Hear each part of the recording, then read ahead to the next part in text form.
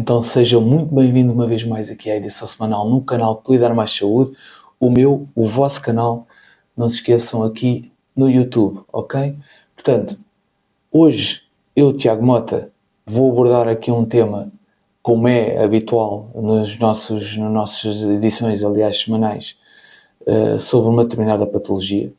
Não quer dizer que façamos sempre neste âmbito, ou seja, de patologias. Podemos falar aqui sobre outras situações e iremos com certeza falar também mais à frente. Este canal é vocacionado sempre para a saúde e bem-estar. Hoje vamos falar aqui sobre um vírus que com certeza muitos de nós já ouvimos falar, não é? Mas hoje vamos tentar esmiuçar aqui um bocadinho este tema com vista a esclarecer as dúvidas que com certeza existirão aí desse lado. Portanto, hoje vamos falar sobre o herpes zoster, ok? Mais comumente denominado por a zona. Portanto, toda a gente já ouviu falar na gíria sobre a zona. E normalmente é comum em idades mais avançadas, em pessoas imunodeprimidas também. Não quer dizer que seja sempre, ou em algum período da nossa vida que possamos estar um bocadinho com o sistema imunitário mais em baixo, mais reduzido, mais débil, mais fraco, portanto, e possa aparecer esta doença. Há aqui algumas particularidades que iremos falar já de seguida. Portanto, eu, Tiago Mota, então, canal Cuidar Mais Saúde, todos os sábados estarei sempre aqui e vamos então ao que interessa hoje.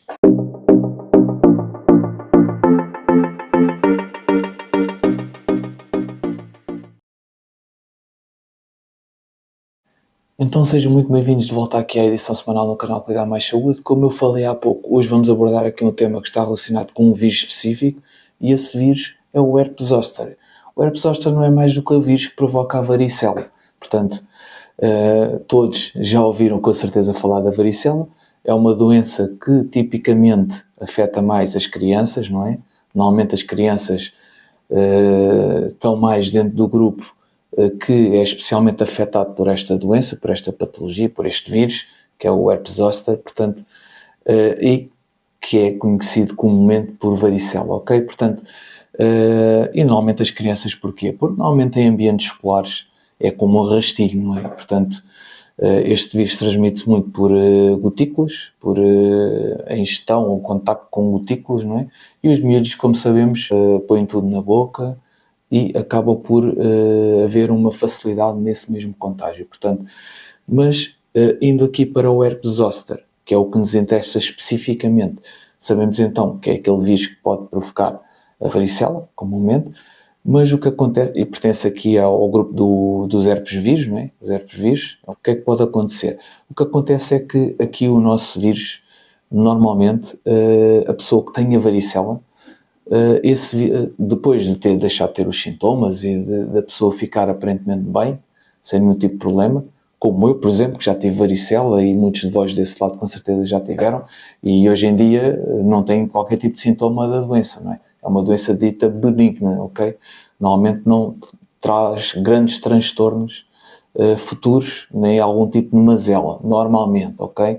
Portanto, o que é que acontece? Nós pensamos muitas vezes que nos ficamos livres desse vírus. Muitas vezes esse vírus acaba por ficar inativado dentro das células nervosas, ok? Pode nunca aparecer, como pode-se então manifestar então ao fim de algum tempo, ou seja, não traz nenhum tipo de manifestações, até poder trazer, não é? Essas mesmas manifestações com o avançar da idade. E normalmente esse avançar da idade pode fazer com que haja aqui uma reativação desse vírus, não só por fatores que tenham a ver com o próprio envelhecimento, não é?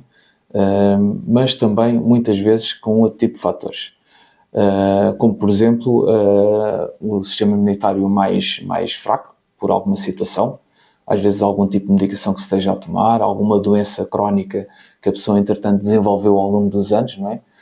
E que faz com que o sistema imunitário esteja mais em baixo, por algum motivo, e possa ser reativado ou possa normalmente se manifestar este vírus que estava então, por assim dizer, adormecido dentro destas células nervosas, ok? Portanto, pode haver então este enfraquecimento do sistema imunitário e haver aqui uma manifestação desta doença. E como é que ela se manifesta? Normalmente manifesta-se por algumas alterações a nível da pele, normalmente é onde ele se manifesta e se nota mais, ok? E quais são esses sintomas então? Esses sintomas normalmente estão ligados muito aqui a algum prurido, a alguma comichão em determinada zona, alguma dor até em alguma zona, e nota-se normalmente um vermelhidão, um rubor, passado alguns dias, após começar a haver essa comichão nessa zona, alguma dor intensa nessa zona, ok? Essas dores normalmente são sempre dores nevrálgicas. Porquê? Por causa do tal apetite por nervos, não é? Deste vírus, que se traduz muito em cima de determinados nervos, determinadas zonas do corpo, mais enervadas, deixem passar o termo, mas é mesmo isto. E normalmente essas dores nevrálgicas são caracterizadas por como se fossem agulhas a ser espetadas. Normalmente são uma dor muito aguda e incomodativa, e nessas manchas principalmente são uma das manifestações desta doença. Aparecem umas manchas, e essas manchas vermelhas normalmente, com o evoluir, têm tendência para se manifestar também e se traduzem em bolhas, em flictenas, denominado o termo técnico, são flictenas, vesículas, que têm líquido, um líquido ceroso lá dentro, e esse líquido muitas vezes depois vai secando, vai arrebentando por si só, vai secando e transforma-se em crostas, ok? Portanto, muito parecido com a varicela, em certo modo. Embora aqui seja um género de um rash, de uma mancha completa, e não várias vesículas pontinhos, como é característico da varicela, ok? Embora também apareça, ok? Mas não tão disperso como é na varicela.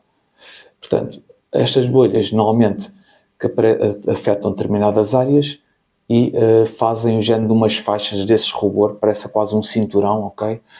E faz assim umas manchas vermelhas, e o líquido ceroso que se encontra ao compus, muitas vezes dentro dessas vesículas, é que é rico em vírus, neste vírus do herpes zoster, e é altamente contagioso. Pode ainda existir, dentro destes sintomas, além dos que eu falei agora, pode ainda existir uma sensação de calor intensa, pode haver aqui mais ou menos uma comichão intensa também, um prurido intenso, por vezes existe dormência, algum formigueiro também nessas zonas afetadas, febre, traduz-se muitas vezes em febre, ok? Também alguns calafrios, que acabam por estar aqui associados a estes sintomas, e pode haver até aqui alguma dor de cabeça e algum desconforto até abdominal, ok? Às vezes até algumas diarreias, fruto também desta situação. Sendo o herpes zoster o vírus da varicela, será que a pessoa, caso nunca tenha contraído varicela, também pode apanhar aqui a zona, que é o dito herpes zoster, não é? Sim, mas neste caso não vai ser zona, não vai ser todos aqueles sintomas que disse há pouco. O que vai acontecer é que a pessoa vai contrair a varicela. Portanto, o primeiro contacto que a pessoa tem, sempre com este vírus, transforma-se em varicela, ok? Após a varicela e ser ultrapassada à mesma, o que a pessoa pode ter depois, após, passado uns anos ou um período, é, se tiver novo contacto, pode não ficar com varicela, mas fica com a zona. É um bocado, às vezes, dúbio ou complicado, melhor dizendo, ou complexo explicar isto, porque é o mesmo vírus, só que a primeira doença que aparece quando há contacto com o vírus é a varicela, e a segunda doença que aparece, pode haver essa probabilidade, como pode nunca mais haver, não é? Mas normalmente fica inativada então nas células nervosas, como disse anteriormente, e se traduzir então em zona, ok? Segundo contacto, zona. E isso pode acontecer, ok? Caso nunca tenha tido contacto com o herpes zoster, o que vai acontecer é que a pessoa pode ter a probabilidade de ter varicela, como pode não ter nada, não é? É óbvio. Isso é só houver aqui um contacto eficaz por parte do agente, neste caso do vírus, ok? Dentro do nosso organismo. E se for o contrário, ou seja, quando eu digo o contrário, quer dizer, imaginemos que é aqui uma pessoa que já teve varicela, não é? E tem um contacto com o herpes zoster, que é o tal vírus que provoca a varicela e, mais tarde, pode provocar também a zona. Caso a pessoa aqui já tenha tido varicela, o que vai acontecer é que a pessoa vai ter zona, vai ter o herpes zoster a provocar todos aqueles sintomas que disse inicialmente. Portanto, caso já tenha tido varicela, posso ser contaminado? Normalmente não, para a varicela não, mas posso ter aqui um desenvolvimento do herpes zoster, que pode haver aqui um contágio à mesma, e pode haver uma reativação do vírus e provocar então a zona, ok?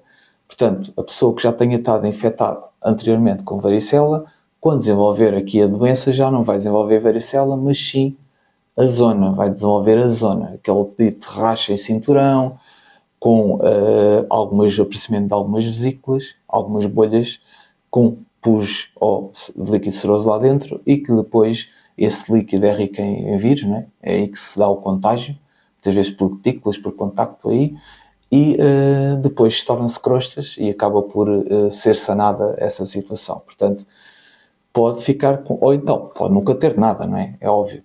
Portanto, a pessoa que tenha tido varicela, se tiver contato com este vírus, varicela já não vai ter, possivelmente. Vai ter então, se tiver, é a zona, com o herpes zoster, né? Provocar a zona. Ou pode não ter nada, ficar inativado, como eu disse anteriormente, que as pessoas têm varicela, o vírus fica inativado nas células nervosas e pode nunca se manifestar, ok? Portanto, a pessoa pode ganhar alguma imunidade e nunca se manifestar, como pode vir a manifestar-se. Portanto. E enquanto as lesões do herpes zoster, da varicela, não tiverem em crosta, há uma grande probabilidade aqui de contágio, ok? Portanto, aparecem as tais vesículas, muito contagioso, ou seja, o líquido que se encontra no seu interior, muito contagioso. Eu sei que já disse isto muitas vezes, mas é bom que fique presente. O que é que acontece? Esse mesmo líquido, que é rico em vírus, ok? Do herpes zoster, quando essas mesmas vesículas se tornam em crosta, se transformam em crosta, aí a fase de contágio foi ultrapassada, ok? Portanto, aí já estamos à vontade a nível do contágio. Ou seja, é uma coisa muito, já não é contagioso, é uma coisa mínima, ok? Portanto, quando se transformam em crosta, ok? Portanto, todas as lesões da pessoa infectada se transformam-se em crosta, aí a fase de contágio já não existe, ok? Portanto, enquanto não tiver, há uma probabilidade de contágio à mesma através desse mesmo líquido que se encontra no seu interior. Qual é que será então aqui o período de incubação daqui da zona, do herpes zoster? O período de incubação normalmente é o mesmo período, é um período idêntico, se não similar, ao período da varicela. Portanto, normalmente a varicela é aqui 21 dias e aqui normalmente também a zona, também o período de incubação vai dos 8 aos 21 dias, quando há aqui um contacto direto com uma pessoa que esteja infectada, ok? Portanto, a baliza é ali entre os 8 e os 21 dias, para nós termos aqui também um período em que o vírus está a incubar. E o que é que quer dizer isso, incubar? É que o vírus está, por assim dizer, não se manifesta, está no seu interior, está a provocar a sua infecção, mas ainda não está a manifestar-se com as ditas manchas, as ditas vesículas, com a dita febre, aquelas dores de cabeça faleias intensas, dor no local. Portanto, ainda não há qualquer tipo de manifestação. Não quer dizer que a pessoa não esteja infectada, ok? Portanto, isso acontece. Fatores que podem levar aqui ao contágio, ou então daqui e ao aparecimento da zona.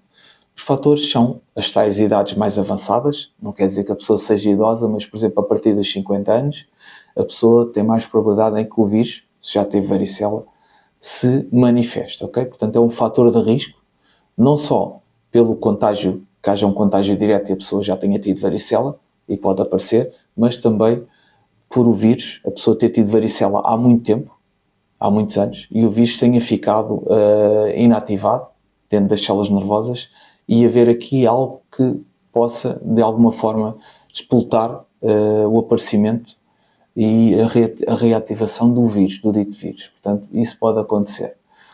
Depois, temos aqui um sistema imunitário que esteja mais reduzido, por fatores vários. Às vezes as pessoas fazem quimioterapia, outras vezes fazem corticoides a longo prazo, também não pode acontecer. E isso torna também o sistema imunitário um bocadinho mais fraco. A radioterapia também pode ajudar aqui neste desfecho, ou seja, no aparecimento então do vírus, e alguns tipos de situações, como as pessoas que têm doenças crónicas como o HIV, leucemias e outro tipo de situação, pode fazer com que haja aqui um favorecimento para o vírus para que haja aqui um aparecimento dos tais sintomas e ele se manifeste. Contacto, lá está, com pessoas que estejam infectadas, com varicela ou com a zona, complicações que possam haver. Além da neuralgia pós-herpética, ou seja, a pessoa que tenha tido o herpes, depois pode ficar aqui com algumas dores ainda naquela zona, mesmo que já não se veja nada a nível da pele, pode ter até, parece que há agulhas a espetar naquela zona e é uma dor que persiste na zona onde existiram aquelas lesões, embora elas já não se apresentem, ok? Pode acontecer este tipo de situação. Isto complicações da doença. Podemos ter aqui uma perda parcial ou total da visão, caso o herpes zoster, por exemplo, possa desenvolver aqui no olho e não seja tratado, que a pessoa deixe andar, que é típico muito aqui do ser humano, muitas vezes deixa andar as coisas e não quer saber, principalmente os profissionais de saúde, desleixam-se um bocadinho, às vezes alguns idosos também, que também não têm, pessoas que vivem sozinhas também, acaba por ser aqui um fator de risco, porque muitas vezes não têm pressão por parte de uma companheira, de um companheiro, da família, e deixam andar as coisas até que levam a complicações que torna-se muito mais complexo depois fazer esse mesmo tratamento, ok? Infecções secundárias também de feridas, meningites, por exemplo, que basicamente são inflamações das meninges, que são as membranas do nosso sistema nervoso, não é? Que se encontram na medula e no nosso cérebro, que têm várias funções, mas não vou entrar aqui em pormenores, entre as quais também de proteção das próprias estruturas também, e encefalites também, que são também inflamações aqui do cérebro. Portanto, isto são algumas das complicações que podem ser provocadas por uma coisa que parece muito simples, que é um herpes zoster, que é a zona, mas que deixando de andar, e depende da individualidade de cada pessoa, não é? Pode, doenças crónicas que possa ter, entre outras coisas, possa levar a algo mais complexo de resolver, ok? Isto é importante também. A nível da prevenção, como é que nós podemos fazer aqui para tentar prevenir este tipo de situação?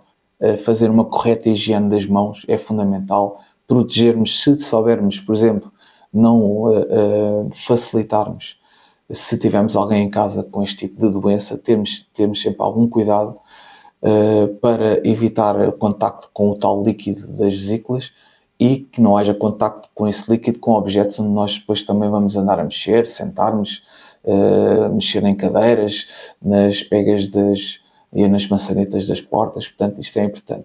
Portanto, é sempre importante então evitar esse contacto com pessoas infectadas e em determinados casos também há vacinas contra o herpes zoster, ok?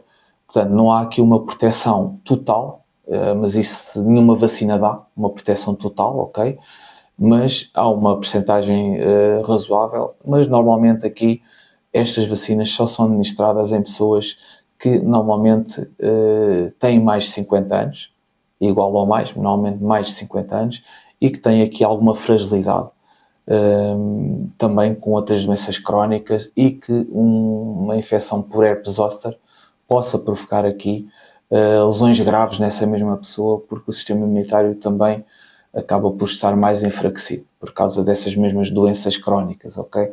Portanto, prevenção aqui em caso de infecção, mas neste caso para terceiros. Acaba por ser o que eu disse também no início do vídeo de hoje, que foi a pessoa está infectada, apresenta sintomas, já sabe o que tem, portanto, sabendo o que tem, com certeza o profissional de saúde na altura disse os cuidados que ela devia ter, portanto, não é baixar os braços, nem baixar aqui as defesas. Quando eu digo isto, quer dizer que a pessoa que está infectada, o que é que deve fazer? Deve cobrir aqui as vesículas, estas bolhas, de forma a que haja o mínimo contacto possível até com objetos onde ela, sem ter em conta onde ela vive, não é? Na casa ou noutro sítio, onde ela passa muito tempo, ou algum tempo, de forma a que a outra pessoa que vive com essa pessoa não, ou minimizar o risco de ser contagiada também por essas mesmas gotículas que vão ficando, não é? Evitar sempre, até mesmo tendo prurido, evitar coçar essas vesículas, porque tocando e coçando há uma probabilidade muito maior depois que as mãos vão a todo lado e mesmo sem darmos conta, estarmos a espalhar aqui as cutículas por várias zonas e superfícies, ok? Lavar as mãos com frequência, lá está, e não esquecer sempre que devemos de evitar sempre aqui contacto, principalmente com as pessoas mais idosas. Se tivermos alguém idoso em casa, com uma certa idade, já com 80, muitas vezes 80 e tal anos, temos os nossos avós, ou vamos fazer uma visita, evitar essas coisas, essas deslocações, essas visitas, e até se vivemos com alguém assim já muito debilitado, como um idoso com com uma idade já muito avançada, minimizar naquele espaço, pelo menos, naquele período de tempo, o contacto com essa pessoa, ok? Portanto, bebés, principalmente bebés aqui recém-nascidos, até prematuros, ainda mais cuidado devemos ter, não é? Pessoas principalmente que nunca tiveram varicela, também temos de ter algum cuidado, não é? Mesmo que sejam pessoas saudáveis, porque vai se transformar em que se houver contacto e se esse contacto do vírus for eficaz para o vírus, não é? Se o vírus conseguir infectar a pessoa, se for o primeiro contacto que tenha com o herpes zoster, vai se transformar em quê?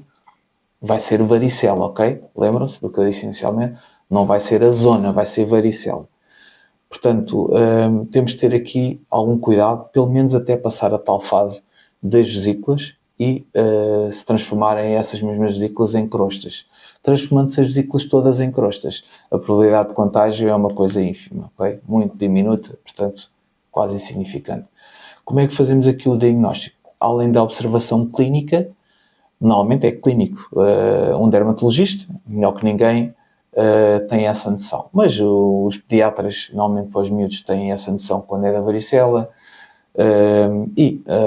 Os médicos em geral, de clínica geral e familiar, de medicina interna, normalmente enfermeiros, técnicos de saúde que estejam vocacionados e lidem com este tipo de situação, normalmente têm olho clínico para perceber se a pessoa tem zona, se tem varicela, mas focando-nos aqui na zona, se tem zona, ok? Portanto, eu próprio já tive muitos utentes no meu serviço com este tipo de situação, a zona, e zona que muitas vezes se complica que são doentes com doenças crónicas, não é?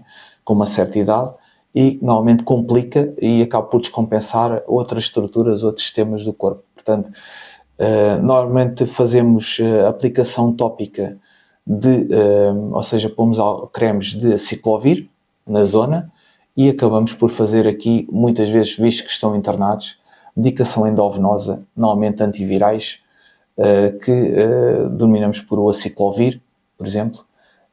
Fazemos aciclovir de forma a tentar minimizar aqui as complicações que possam existir e que advêm muitas vezes desta doença em pessoas imunodeprimidas e com idades avançadas, e acaba por fazer com que os sintomas também fiquem mais toleráveis e a pessoa recupere mais rapidamente, ok? Portanto, normalmente então o diagnóstico é feito aqui pela observação da pessoa e pela área da pele que está afetada, que se traduz normalmente naquele tipo de doença, não falha muito. E em caso de dúvida, podemos sempre fazer aqui algum tipo de teste laboratorial, como uma zaragatoa, podemos fazer aqui análises e ver a PCR. Normalmente sabemos, através dos valores de PCR, que é a tal proteína que é libertada pelo fígado, sabemos mais ou menos se é uma infecção viral, uma infecção bacteriana. Normalmente também conseguimos perceber mais ou menos o grau de infecção que existe e através destes mecanismos conseguimos fazer aqui o diagnóstico. A nível de tratamento, como é que podemos fazer? Acabei por falar já do aciclovir, mas é isso mesmo, são antivirais que normalmente se fazem e podemos fazer aqui, quando são casos mais complexos, pode ser necessária aqui a observação por parte de um oftalmologista, quando há então esta passagem do vírus para o globo ocular, ou seja, para os olhos, ok? Portanto, tem que haver depois aqui uma prescrição por parte e indicações por parte do oftalmologista para tentar debelar aqui esta situação para não se complicar. Portanto, se nós vemos que há aqui alguns sintomas a nível oftálmicos, ou seja, a nível dos nossos globos oculares, ou seja, dos nossos olhos, temos que tentar procurar um oftalmologista o mais rápido possível para evitar complicações, ok? E hoje foi assim. foi o nosso vídeo então de hoje. Espero que tenham gostado. Espero que deixem o vosso like, que seja merecido este like, e que subscrevam o canal. Não custa nada, é só perder um pouco de tempo a clicar, não custa nada.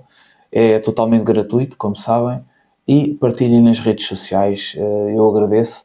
Vão fazer então o canal crescer, tornar-se mais rico ainda em conteúdo, e que podem até comentar com os vossos familiares e amigos também aqui sobre o canal, e espero ter esclarecido as vossas dúvidas. Deixem os comentários que quiserem, podem enviar um e-mail para o e-mail que eu deixo sempre no início de cada vídeo, até sugerir novos temas, porque não? Façam isso, não há problema nenhum. Eu tentarei depois afunilar aqui o conteúdo, as vossas sugestões, e fazer um vídeo mais adequado ao público-alvo, ok? Portanto, eu sou o Tiago Mota, já sabem, sou enfermeiro, estarei aqui então todos os sábados com um vídeo semanal e uma edição semanal no canal Cuidar Mais Saúde. E já sabem, o canal Cuidar Mais Saúde é o vosso canal. Até para a semana!